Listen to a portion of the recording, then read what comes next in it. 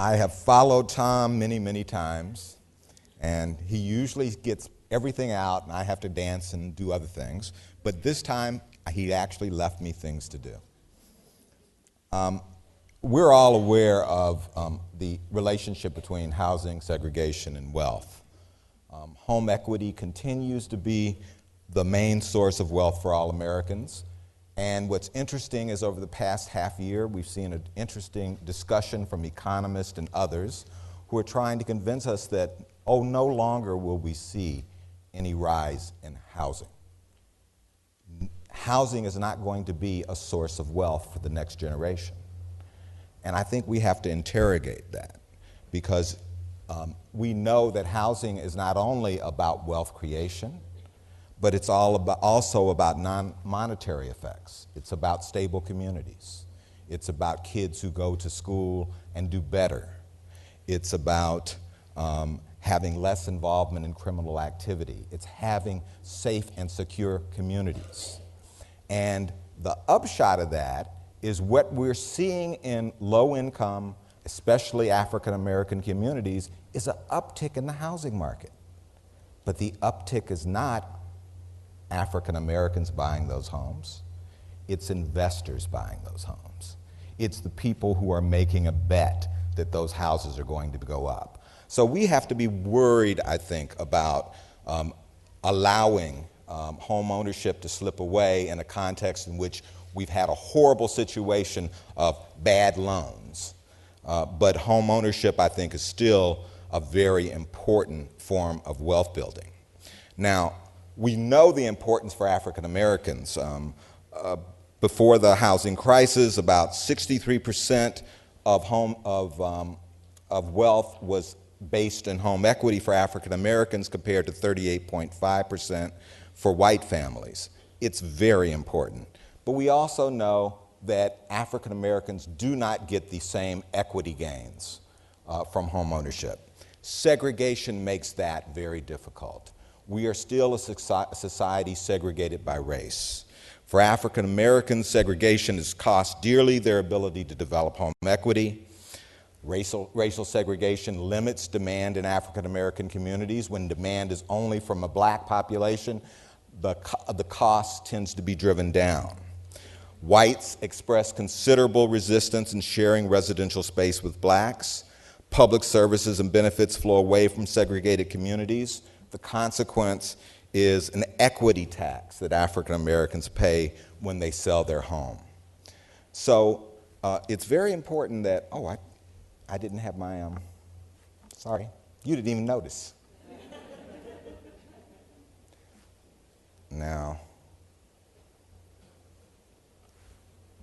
it's not working. Don't worry about it. Let me just talk.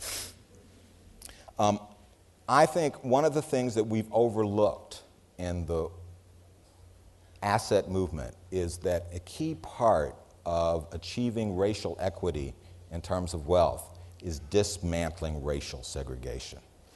We've kind of just put that in the back of our mind. It's not something that we go to work every day thinking about, because it's a tough thing to do. But until we bite that bullet, we're going to have a very difficult time changing that racial gap that Tom has pointed out.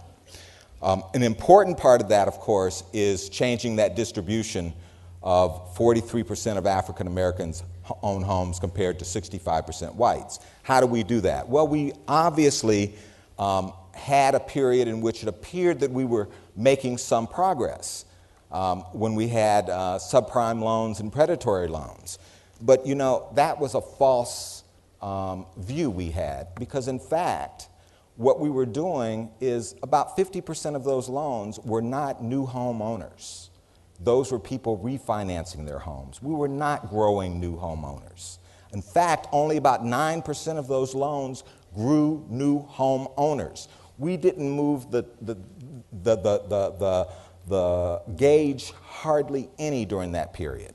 So we need to think about new affordable loans as a very important determinant or dimension of closing the wealth gap. And we know how to do that.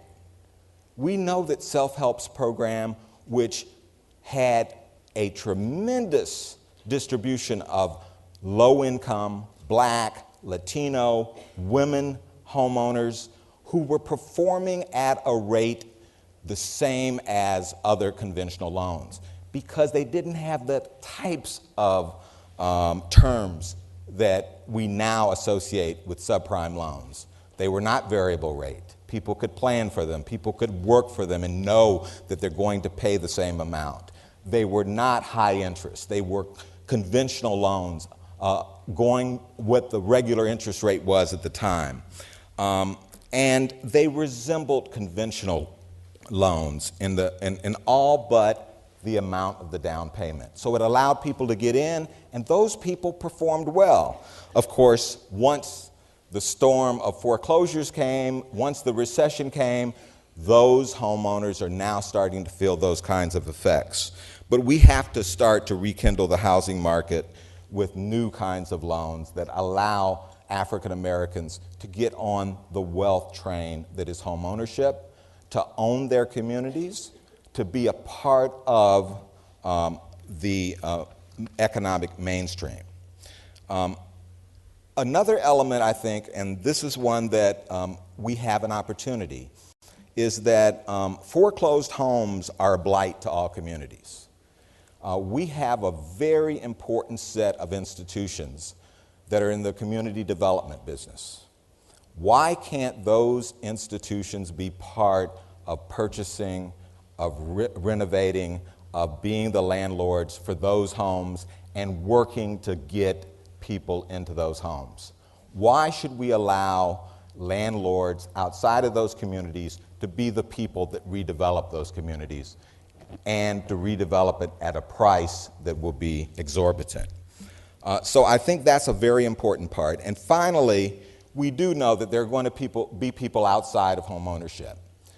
Where are the renters' credits that can allow them to get part of this wealth subsidy that CFED has talked so eloquently about? Let me move on to children's savings and our future. And I think this is one of the areas where I think CFED has probably made a tremendous contribution to our policy discussions. CFED put on the table in the United States children's savings accounts. And I think they're potentially a very important component of closing the racial wealth gap, maybe even larger than some of the tax impacts that Tom talked about. But I think we have to think about children's development accounts a little differently than what we've talked about in the past.